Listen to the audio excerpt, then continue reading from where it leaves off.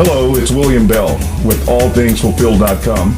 I'd like to take a few minutes in this video and in subsequent videos to talk about 7 signs of the end time in response to the CNN News Report interview with Tim LaHaye and Jenkins about their book, The Rapture. In this series of videos, you're going to learn that there is no such thing as the rapture. It's never mentioned in the Bible, and many of the teachings in the Bible actually speak in direct contradiction to the notion of a rapture. So let's go ahead and take a look at them. In this particular video, we're going to talk about the first sign, which is the coming of Elijah the prophet. The scripture says in Malachi chapter 4, verses 5 and 6, "Behold, I will send you Elijah the prophet before the great and terrible day of the Lord. And he shall turn the hearts of the fathers to the children, and the disobedient to the wisdom of the just." Now, this is an Old Testament prophecy, and New Testament eschatology is nothing but the fulfillment of the Old Testament scriptures. So when we turn to the New Testament, Luke chapter 1, verse 17, at the birth of John, before Zechariah and Elizabeth, the angel tells them, "Behold, he shall come in the spirit and in the power of Elijah, and he will turn the hearts of the fathers to the children, and the spirits of the disobedient to the wisdom of the just." In other words, this passage is quoted in fulfillment of Malachi 4 and verse 5 and 6, showing that it is a reference to John the Baptist. He was the Elijah that was to come in the last days. Now, Jesus also points out that Elijah was the prophet who would come in the last days. In Matthew chapter 11 and verse 11, it says that among those who are risen among women, there is not a greater than John the Baptist. Nevertheless, he who is the least in the kingdom of heaven is greater than he. He says, "For all the law and the prophets prophesied until John. Since that time, the kingdom of heaven is preached, and men press into it or take it by force." Now, he says, "And if you will receive it, this is Elijah who was to come." So Jesus tells us in Matthew chapter 11, verses 13 and 14, that John the Baptist was Elijah who was to come. He was to be a precursor to the last days, but he came in the first century, showing us that the last days belong to the time of the first century.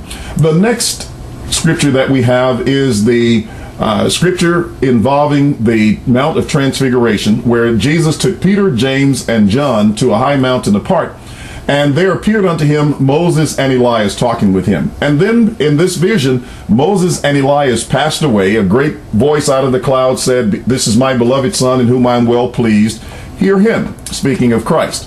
So at that point, there was no one remaining but Jesus only. Now, when that happened, the disciples understood that that was a vision of the parousia. In other words, the passing of the law and the prophets. 2 Peter chapter 1 and verse 16, Peter says that this was a coming or the parousia, a vision of the parousia. Now, having understood that, here's what the disciples said on that occasion when they were there with Jesus. They said, "Well, why then do the prophets or the scriptures say that Elijah must first come?" Here's Jesus' answer. "Elijah truly has come, and they have done to him whatsoever they listed or they would." Then the scripture says the disciples understood that he spoke to them concerning John the Baptist. In other words, they understood that these prophecies of the coming of Elijah referred to John the Baptist in the first century generation. Therefore, the end time was scheduled for the first century. Why? Because the end time is the fulfillment of the law and of the prophets. So all the Old Testament scriptures that mention the end time find their fulfillment in connection with an event known as the destruction of Jerusalem in AD 70. Let's listen to the words of Christ. In Luke chapter 21 and verses 20 through 22, the scripture says, "And when you see Jerusalem compassed with armies, then know that its desolation is near. For these are the days of vengeance, that all things which are written may be fulfilled." He says, "Let those who are in Judea flee to the mountains. Let those who are in the countries not enter her, that is, not into Jerusalem, because these were the days of vengeance, that all things which were written may be fulfilled." Now in verse 32, he tells the disciples again, "Assuredly I say to you, This generation, speaking of that first century generation, would in no wise pass away till all those things had been fulfilled. So we cannot look for a future rapture. We cannot look for a future coming of Christ on the clouds. These events took place within the first century generation. John the Baptist was sign number one as a precursor to an imminent end time that took place in the last days of the first century.